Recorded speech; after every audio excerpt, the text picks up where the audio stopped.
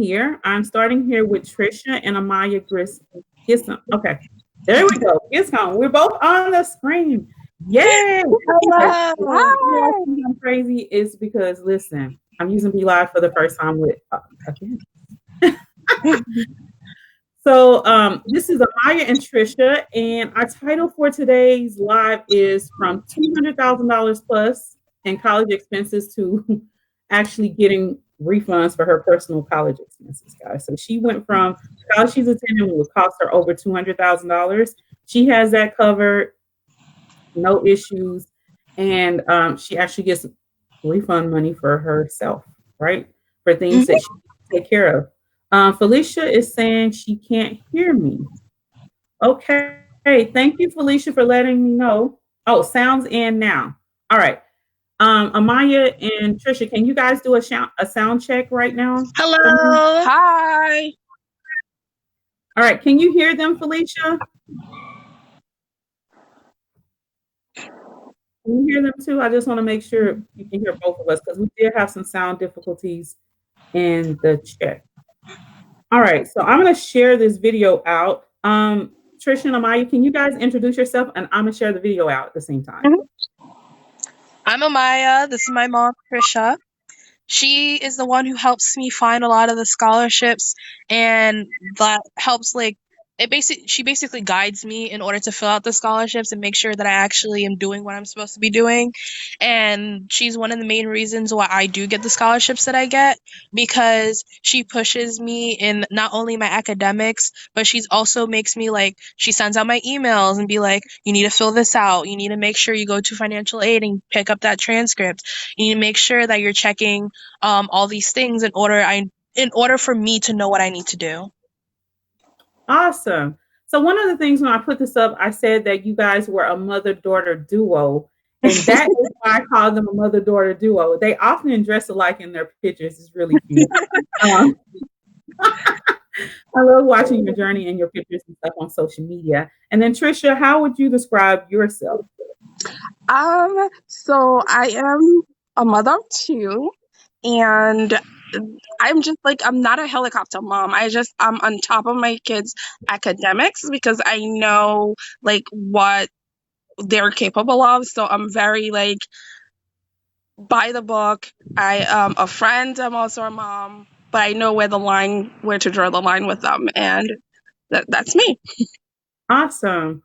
Okay, so the younger guy, I haven't heard a lot about him, but we'll get to that in a group at some point. Oh God, do not. Well, apparently he's in the band or doing something right now that's kind of driving me crazy in quarantine. But so today I just have watched. Tricia has been in my group. It's been 3 years. I thought it had been 3 years. She's been in my Facebook group, Get Scholar Dollars, for 3 years now. I think that would have been when Amaya was a sophomore transitioning to a junior, is when she found me. And so she's been on this journey working with her daughter and getting set. So I asked them a lot of questions beforehand, but I think what's important for you guys to know is this. This was not I know I'm gonna go to school debt-free journey when she started. And there's been bumps along the way. There's always challenges. And so the challenges are fine. It's just how you deal with them. And so the first thing I promised you guys today was to talk about there's something that Tricia had to really overcome in order to make this a reality. What is it that was happening in your world that was making this a bit challenging or had you doubting whether you were going to be able to do this with and for your daughter? Because everywhere we were going, they were like, well, your EFC is high. You guys are not going to get any scholarship. You guys' EFC is way too high. You make too much money. You do not have enough financial needs. So this is what you're going to have out of pocket pay automatically. And I kept hearing that. And I said, the more you say no, the more I'm going to say you're a liar. And I'm going to do more. Wow. So yeah, she was going at this thing in the group. So I'm gonna check the sound just one moment. I have somebody else that's saying they can't hear the sound. I don't know if the sound is delayed just when they're getting on or we're having.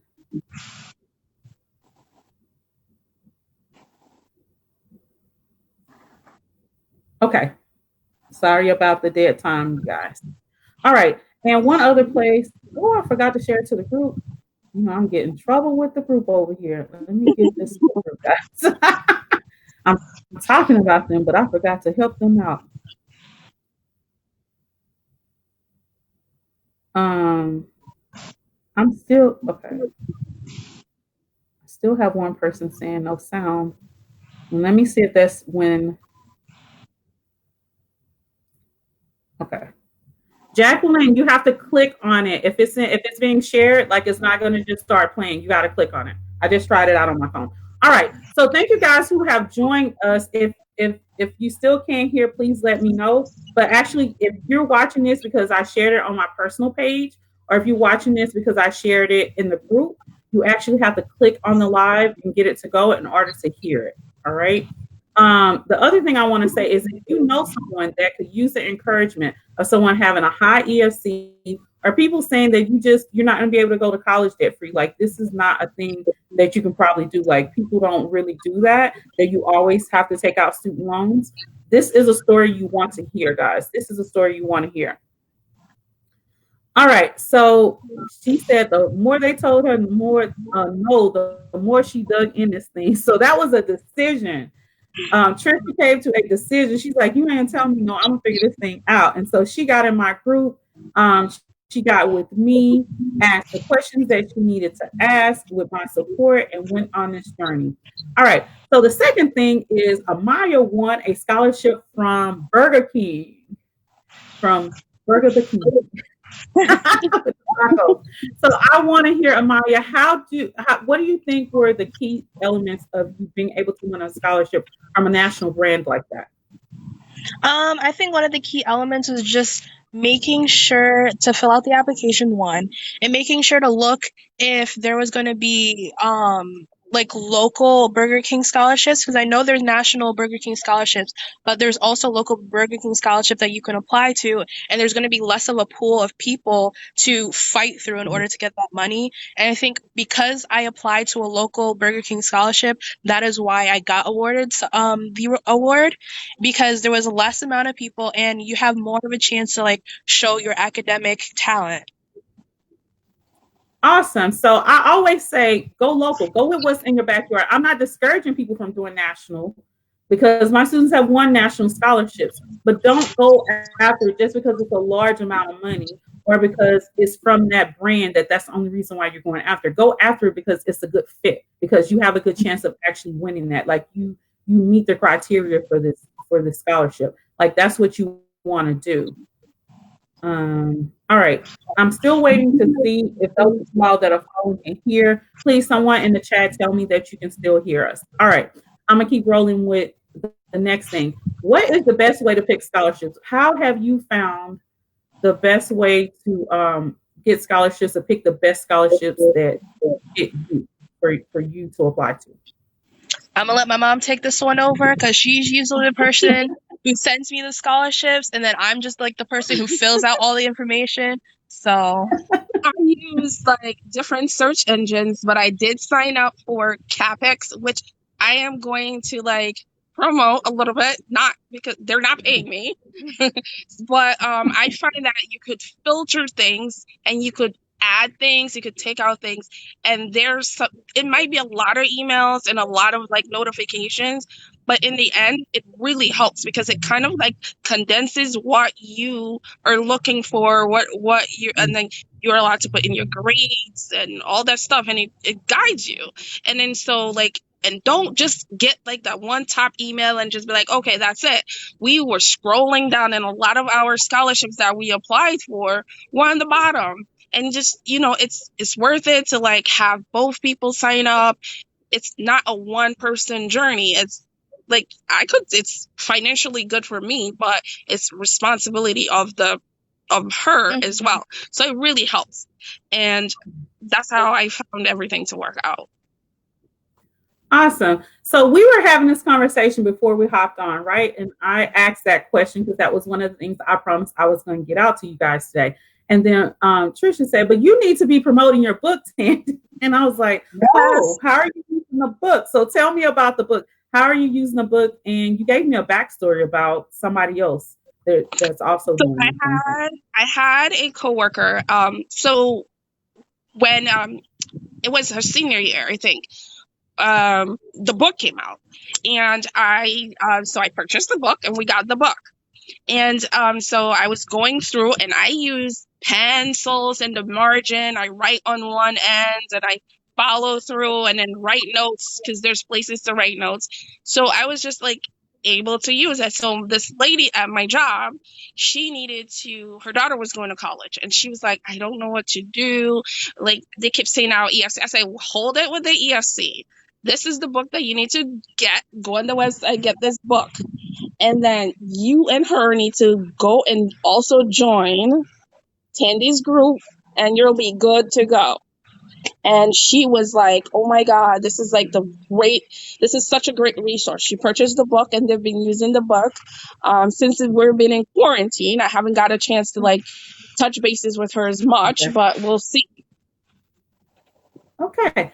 So this is the thing about the book. We also talked about, I'm coming out with an interactive guide. And I was like, would that be better? I think it would be better for the kids. And what Tricia gave me feedback on is the physical book is like her guide that she takes with her and looks at work sometimes when she has downtime, like when she's waiting places, and she makes notes for herself.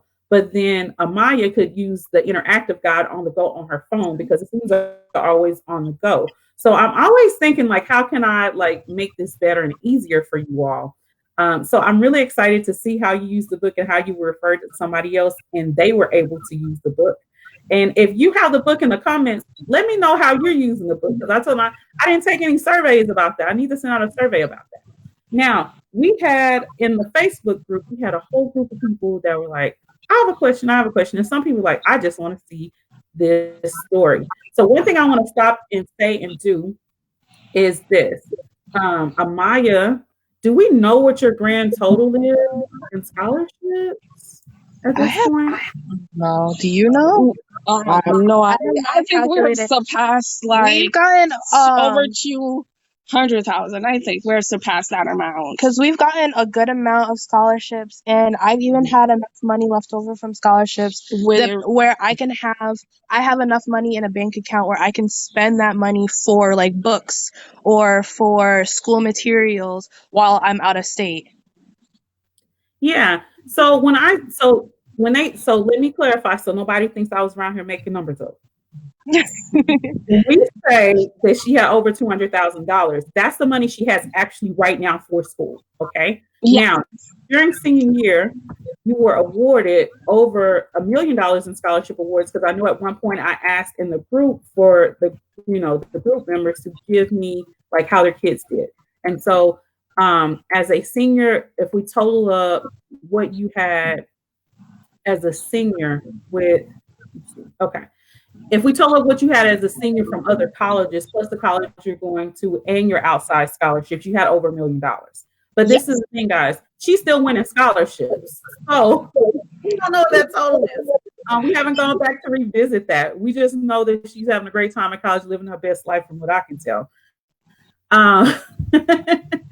But one of the things is, literally, you guys have this interview today because Tricia does something that really energizes me. And if you're in my tribe, do me that favor. Share your wins with me, because it lets me know what works best right now. Because remember, things change over time. And it also energizes me to let me know that the work I'm doing is how it's impacting the people that I'm trying to help. And so Tricia said to me, she sends me, when Amaya wins, she always takes a screenshot and sends me a picture of what she won, right? And even if it's an art contest, even if there's no money attached, she still lets me know we're still on this journey and positioning her to be a winner and be successful. So I really appreciate that, because I literally got that notification. I was like, okay, we've been needing to do an interview. When are we doing this interview? They said, okay, let's do it Tuesday. So that's literally how we ended up here today. Are there any questions from you guys on Facebook? Any questions on their journey? I'm going to start digging into the questions that our Facebook group people sent us. And as you drop questions, I'll put them up on the screen and talk about those too. Okay. Anyone with a question, drop it in the comments for us, and we'll get there. All right. So the first question I got from the group, this was from Michelle. What school are you currently going to? What college are you currently going to? I'm currently going to Elmira College in Elmira, New York. It's like about 4.5 hours away from my house in Connecticut. It's really nice so far. I kind of like the atmosphere. It's a smaller school, so everything's Mhm. pretty much close by. I can walk to all my classes. The classroom size is about 16 to 20 people, not that big. We have lecture halls, which is about we only I think we have about like 4 or 5 lecture halls, but you won't usually be in a class that big. It'll probably be about 30 people tops in a lecture hall. Cool. And there's another fact about college. You're going to school to become a nurse. Your mom's a frontline nurse. Oh my goodness. How did I forget to give her a round of applause? Oh my God. She's on the front lines out here as a nurse, and her daughter is working on becoming a frontline response person. And that's brave to continue to do in these times. I got to say that. But one thing I was really excited about is you chose the direct nursing route, because there were colleges that you had a choice of being admitted directly into nursing and your seat in nursing being guaranteed versus being admitted to pre-nursing. And I remember your mom messaged me like, what is the difference? Like, what's happening with this when we're getting these letters back? We said we wanted to be a nurse. And just what's the difference? Like, are there advantages? So tell me a little bit about choosing a direct admit nursing program and We why you went that route as opposed to another route. we specifically looked at schools that had direct admit nursing programs because that meant as soon as I got into the school that I would have that position and I would have the position for 4 years straight. If I went to a school that didn't have a direct admit nursing program, that meant I would have to reapply for the nursing program. I believe sometime within my sophomore year, and then they decide if I would be admitted into the nursing program, and that's an if. So that meant that I would be, if I didn't get into the nursing program again, that would be, I just spent an unnecessary amount of money at a school and I didn't even get to do what I wanted to do. That is a big deal, guys. So with nursing and a couple other, there's a few other majors like that. Be aware that if it says like pre at the beginning, that it may not be guaranteed for your kid. They may have to make certain grades, meet certain testing requirements. In Alabama, you have to retake the ACT and score high enough at that point to get into the nursing program. And it becomes a money issue. It becomes like transfer credit. It's just a whole bunch. And some schools do have a preference. Like basically, if you meet the criteria, you'll probably get in. But some schools open their upper level nursing programs up. It's first come, first serve. And that could be whether you're at the school or not, out of state, in state, they don't care. Like it's going to be the top people who meet the qualification to apply. And it doesn't matter if you spent 2 years of college tuition and money with them. So be aware of that. I want to make sure we did stop and note that when we're talking about your college. When did you start applying for scholarships? Tiffany wants to know, when did you start applying for scholarships? We started around November of my junior year. This is when we started like we made a list of the different colleges we wanted to go to, how much it was going to be to go to each college, and then we started looking at scholarships within those lists to make sure how much money we need to cover. And then through that, we started applying to different scholarships or just like scouting them and making sure that we understood how much money or where this money was coming from, when we would get the money, when the deadlines were. So we basically had a list of all this information so that when the time came, we would be set to start rolling. Yeah, so I'm curious, do you know what amount of scholarships you put on your list? Because there's an amount that I usually say you need to be looking for. Do you remember? Too many. Like, I'm just about all the scholarships. Go ahead. We just applied. As long as we met the requirements, we're applying. It doesn't matter if it's for $10 or if it's for $10 million. We're gonna apply. Awesome. So what you want to do if you're trying to figure out, if you have a kid that's not as motivated, guys, you want to apply for at least 5 times the amount of their first year of college. Okay. Ideally, if you're meeting all the requirements of the ones you're applying to and you're putting together an excellent package, that should serve you well. Tiffany also wanted to know, what is your GPA? What was your high school GPA? My high school GPA was a 3.76, and currently my GPA is a 3.96. But I have an A right now in my yoga class, so hopefully that'll probably bring it up. Okay. And did you have any? So we didn't do anything with you with testing, but I'm curious because I will be doing this with all the applicants since we're talking about GPA and that kind of stuff.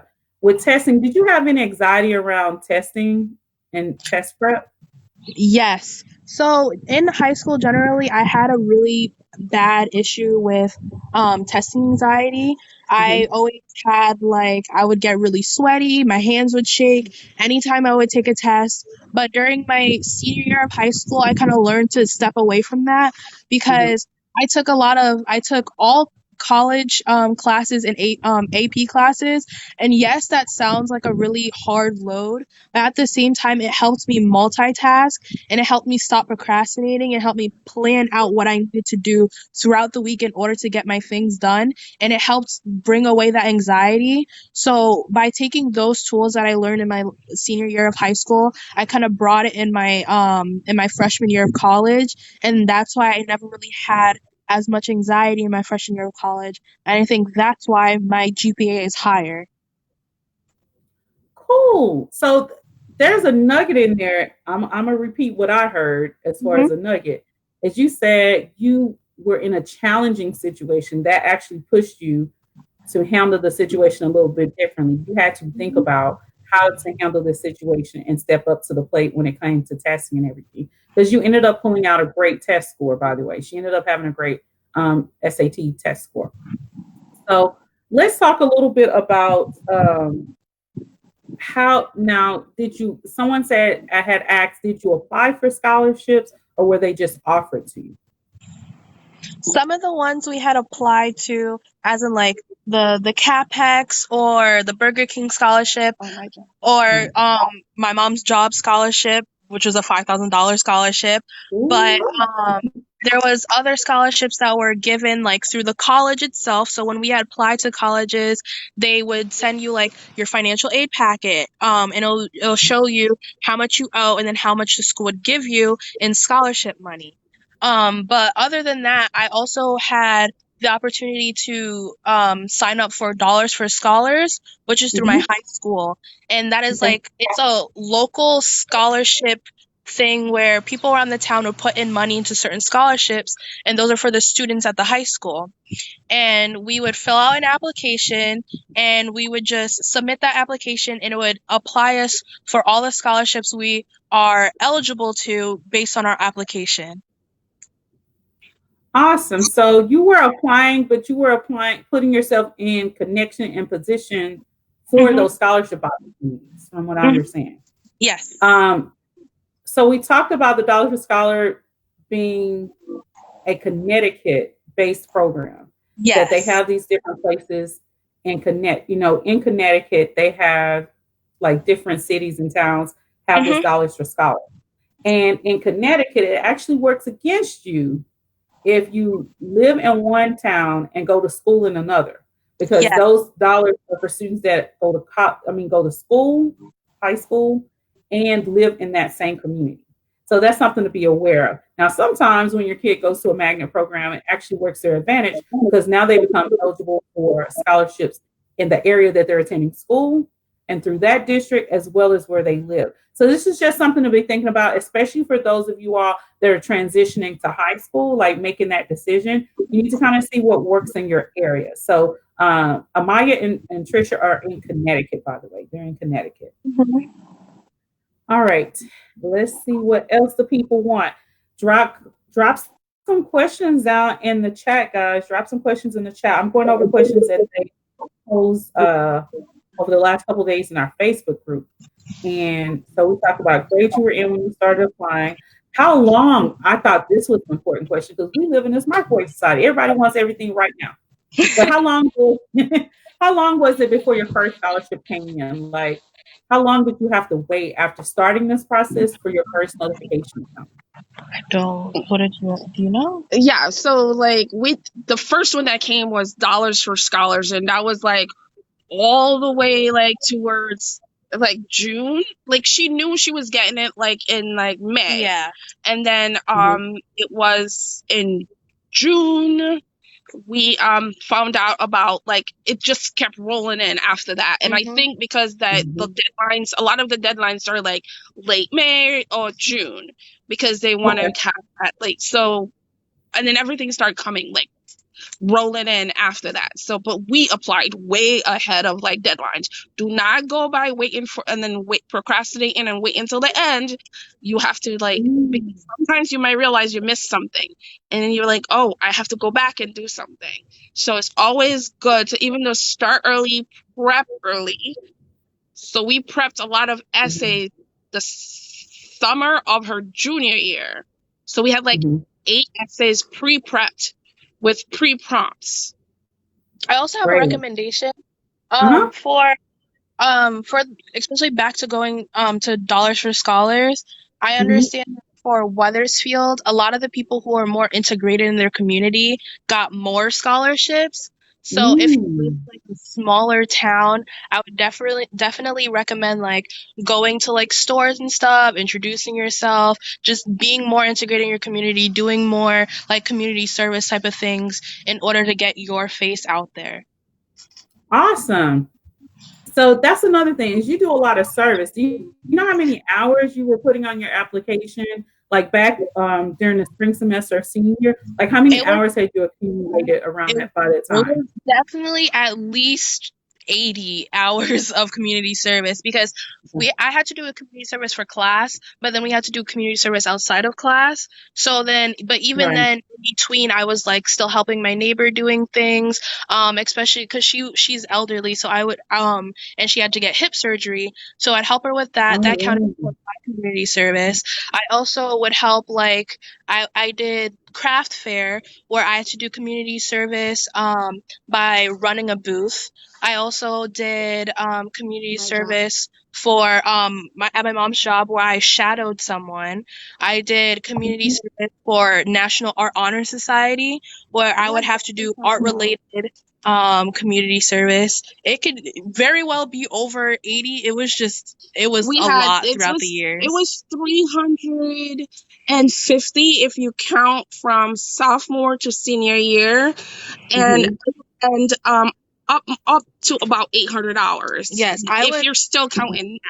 I would definitely recommend, like, as soon as your child gets into high school, definitely recommend start Mhm. making these community service hours. Put all their information, like their email, the date, the time, the location, because I know when was applying for certain scholarships, they had required that information where it was like you Mhm. had to do what exactly you did and where that happened, and because they wanted it Right. in the format of like a college resume in a way. Mhm. Yeah, so that is they're dropping some nuggets. I want you all to pay attention. They're telling you you need to record your community service and not just it happened or how many hours it was, where it happened, who it happened with, the contact people. So say your friend says, "Hey, let's go do a beach cleanup," and you're like, "Yeah, I love the environment. It'll be fun going out to the beach." Like, but that's not normally an organization you work with. See, and that's sophomore year, senior year, they're gonna ask you about that beach cleanup. And you need the details of who to contact, if you need a letter verifying it, but just even that basic information on the application, guys. These are things that are really important. So And you that's why said a lot right there. Go that's why ahead. I recommend to go to the dollar store and buy yourself a binder. Have a binder.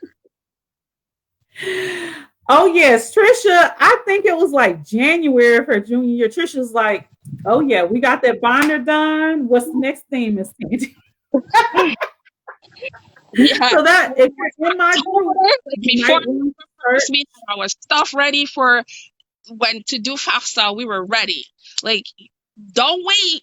You got to do it that day. October 1st is when you apply. You at the top of the food chain.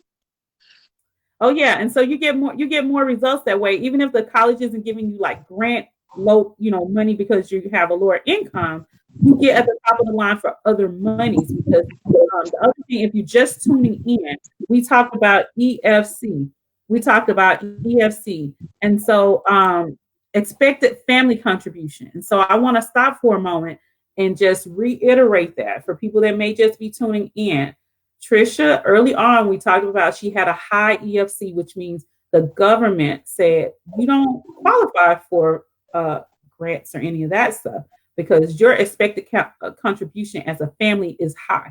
That we expect that you can pay a lot of money for Maya to go to school is basically what that says. Yep. And so you need to pay it. But the reality of the situation is a lot of us we're paying for our houses, we're paying for cars, we got multiple kids. And so trying to take care of all of these kids and all of our responsibilities is just really, really hard for us to do at the same time as we're sending them to college. And so where it looks like on paper we have all of this money, and I also happen to know that part of the country you live in is housing and everything is way more expensive than it is here where I am in Texas. And so all of these things kind of play a role in the government may say you can pay $20,000. They may say you pay $30,000, but you may be looking at them going like, where I got an extra $30,000 a year to pay. And so Amaya is living proof. Amaya and Tricia are living proof that even if the government says your ESC is $10,000, $20,000, $30,000, you can still set your kid up to go to college debt free. He's done. They worked together as a team and made it happen. And so another thing is if you as a parent, if you're working two jobs, you're like, I don't know when Tricia found the time to do all that. Then you can put your kid in a group like mine where the kids are working together in that synergy. When I started CollegeMode back when Tricia was there, I was doing everything almost individually. But I went back to my roots as a classroom teacher, and the kids worked together to push each other through this process. And I know Amaya had some friends that she did some stuff with too, right, along the way that were applying for things, just encouraging each other. I don't think you actually physically did scholarships together, if I'm correct. Is that right?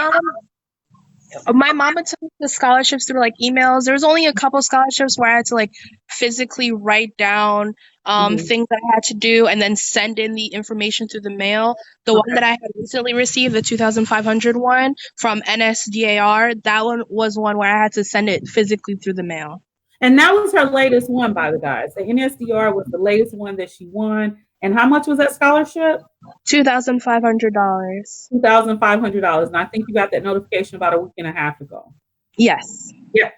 So she, like I said, she's still winning money. I put on the screen, make sure you write down all your important details about your community service and what you did, because that was the nugget that she gave away at that point. Let's see what else we got going on here. So to reiterate, last segment of the interview, I just want to make sure y'all got this. Are y'all with me? Because it's May right now. Hey, I want y'all to get this. I want y'all to hear this in y'all spirit, especially if you class of 2021, 2022, 2023. And be encouraged if you're 2020. She said she started applying for these scholarships back in November. You hear me? Back in November. But the first time she actually heard you have been awarded was around this time in June of her senior year. But once she's got that first letter, she said it was rolling. She said it was rolling. Did y'all hear her say it? She said it was rolling. Jacqueline says that is so good. And I agree, because I remember that feeling as a senior myself. I remember that feeling of I didn't know when I had applied for enough or did enough. And I'm like, dude, I knew I had room, like pretty much things kind of covered by that time because of the national merit situation with me. But my question was, I knew my family in terms of money to just pay for me to get back and forth to the college I wanted to go to, out of state, like all these things, like how are we going to get that covered too? And it was the same thing. Once you get that first letter, there's a time period where letters just start rolling in. If you sow a seed, if you didn't sow any seeds, don't expect a scholarship letter harvest. Did y'all catch that? Don't expect a scholarship letter award harvest if you didn't sow any scholarship application seeds. So that's something for you guys to just keep and be encouraged about. Maybe in the beginning, we have these things in business called lagging indicators and leading indicators. Leading indicators would be how many scholarship applications you're doing. Lagging would be the money you get. And so don't just pay attention to what you're getting. There may be a whole 6 months. She's talking about, let's see, November, we're talking about 7 months. She didn't get a notification that she won anything other than what the colleges were giving her. And even then, I remember those were coming in like late fall, early January. She has started filling out college applications like back in August, September. Like they started that process early as well. And so there's gonna be a lag time. Don't let the lag time punk you out of your promise. Now, I made that up as a combination of quotes. But I'm just telling you, if you look on Facebook, there's something about don't let the process punk you out of the promise. So I'm saying don't let the lag time and what goes over your head stop you from getting what you could get. All right. So Gail in the group asked were the scholarships offered through the university or did she apply to individual scholarships? And we answered that is yes, she got some money through the college and she did individual scholarships. Her latest individual scholarship was from NSDAR, and they have multiple scholarships that you should check out. NSDAR. But Gail also asked, were they based off of essay writings, SAT scores, ACT scores, etc.? So, what were your scholarships based off of? Like, why did you win these scholarships? Tell us some of the reasons, like you qualified and you won these scholarships. I can take it from the no, you can take over. So some of the scholarships did ask for SAT and ACT scores, but they weren't like the main part of the scholarship. A lot of the scholarships that I received were more were community service based, GPA based, or even just like essay based. So how well you can tell a story. How well can you tell a story? So, how did you get better at telling your story? Because I know that that's a process, and sometimes students feel like I'm not a good storyteller, I'm not a good writer. How did you get better at telling your story to the point where you started winning more scholarships? I just feel like personally in my senior year of high school, I had took composition, and then I just kind of learned to like how to write better, how to portray myself better, how to have a better speech and know how to talk. So that's why like when I have interviews or when I have to write a certain thing as like say a thank you letter to the scholarship committees, I know how to formulate my sentences in order to get the response that I would like. Okay. We got to catch that. We got to catch that. She threw something out there. We got to catch it. She said she learned how to formulate her responses. She learned how to formulate her writing to get the responses that she wants, even in her thank you letters. But I will tell you, that's what she's doing in her essays too. And she's writing her thoughts in such a way that they're true to Amaya, but they are generating the response that she wants, right? That's powerful. Now, you talked about having this portfolio of essays and like that you started out with like 7 or 8 from over the summer. Is there a point where you looked at some essays that you knew that you had written for certain scholarships and like you knew you won that scholarship? Are there essays that you're like, this is like my top 2 or top 3 essays? I won a lot of scholarships off of these. Yes. Do you have any essays like that in your portfolio? Definitely. Like one of the essays that I wrote that kind of hit with me was just. Your sound went down just a little bit. I'm sorry to interrupt. I'm sorry. Okay, there we go. One of the essays that I wrote that kind of hit with me was my college application essay, because I spent a lot of time perfecting that essay, putting my heart into that essay to make sure that the people who are going to read that essay got who I was and why I wanted to be at that school and why I wanted to do what I wanted to do and how I was going to take my efforts and like become this person in the future. Wow, that we have to take that soundbite. Like that's perfect. If you hear anything else she says, Tiff says, "Wow, that right there is such a powerful nugget." She says she perfected that essay.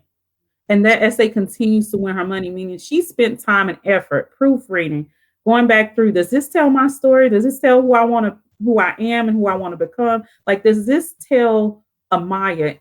Does this give them the essence of who I am when they read this essay? And that is so important. When your kids write their first essay for college, I can tell you it's going to be shallow. More than likely, it's going to be shallow unless they've had some training before.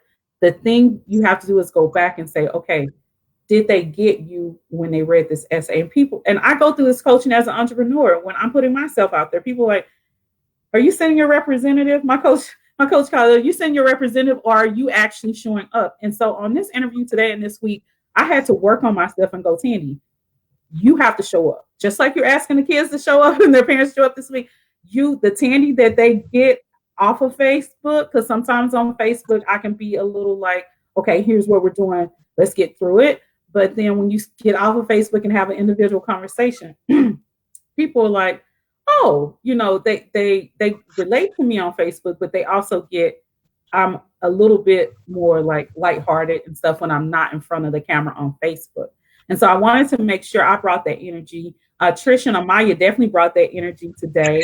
I am so excited that you guys came on here and did this and shared with the people. I think it's going to bless a lot of people with the nuggets. I'm going to try to get my team to get some of these things you said, the essay stuff you said, the stuff about the college, like why you went direct admit, and that you were strategically looking for that. After you, Tricia is already a nurse. You know that's an issue. Like once you were like, oh, we can go direct admit, like we're going to go that route. Like we're going to make that part of how we figure out if a college is for my, is whether it takes direct admit or not.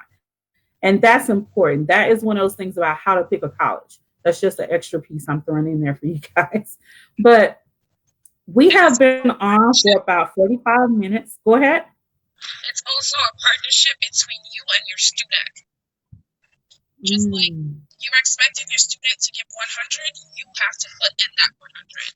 Doesn't matter if you're working 2 days, but you still have to give that 100. Because we're taking. Yeah. So this is I love their journey and their story. And I tell people, and I told some of my other parents, they say, you got to get an interview with them. And so I knew we had to do this because they are the epitome of working together to make this happen, right? Amaya's the one going to school. Tricia's the one they're expecting to pay. Amaya's going to school. Tricia is the one they were expecting to pay when it comes to the government and the college. And so they're both locked into this journey together, whether you as a parent are like, well, I don't know, I'm only giving this amount. That's not the way the government and the college are going to see it. So you may as well join forces and make this a thing.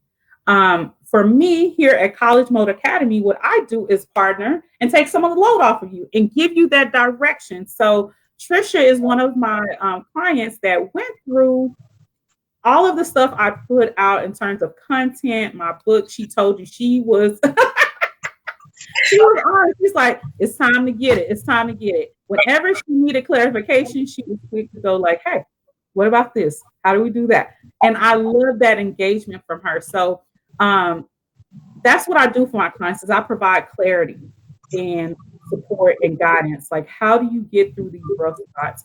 What's going to be the next best action for your kid? What are the steps you need to take? Like, when do you need to start so this is not stressful?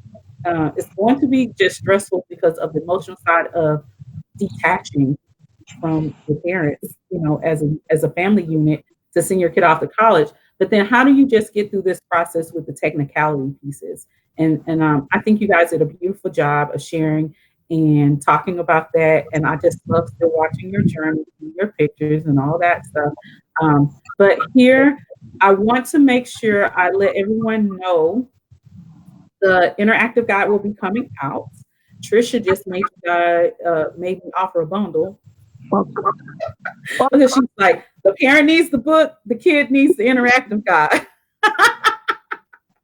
So that will be coming out soon. And the other thing is I have Project 100 Full Rides that's open right now, guys.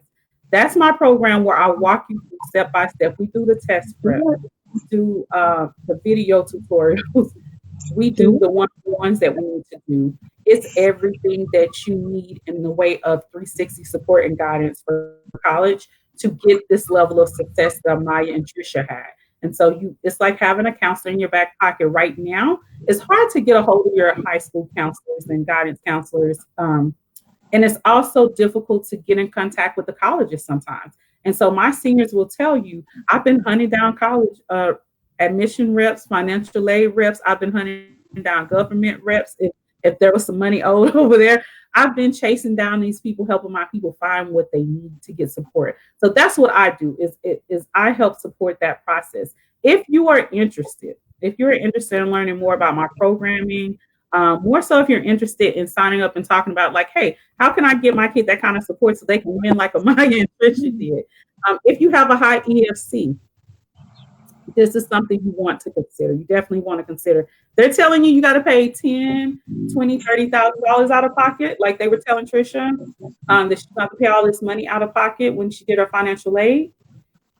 It's worth it to pay somebody who knows the way that you should this process. Absolutely. Absolutely. So, a survey that you guys need to fill out. There's a survey that you can fill out for you and your kid. It's going to give me a little bit more information about like how I might be able to help you. It's called a Scholar Dollar survey. And if you're interested in working with me, this is how you get started. Fill out this survey, and then I will follow up and contact you and get you in for an appointment, and we'll do the best program or the best product or service that will help you and your kids get this level of success.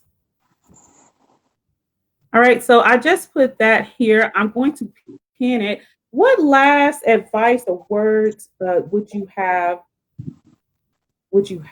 for this audience? Like, what would you want them to know, and what do you want to share with them? I say that your kid's number one job in high school is to make those grades and to perform and put it out there. But you have to work with them as a team to get them where they need to be. It's not a one-man show. For me, I would probably say, especially for a freshman in college going on to my sophomore year, I definitely would recommend looking into becoming an RA, because depending on the school that you go to, they will take money off of your room and board, and that's just more money off of your overall bill. So I had just recently got an RA position, and I get paid every month, and I get 50% off my bill, my room and board. And if I continue this position for the next 3 years or 2 years, then by my senior year, I will get 100% off my room and board. So overall, that's a big save on the bill overall. So 100% recommend. Yeah, absolutely. And that's something I recommend for people. So it's not that it's not covered. Her scholarship already covered all that stuff, guys, but she's still out here making a way for herself and making cash at the same time. And mom doesn't have to be worried about anything but this younger.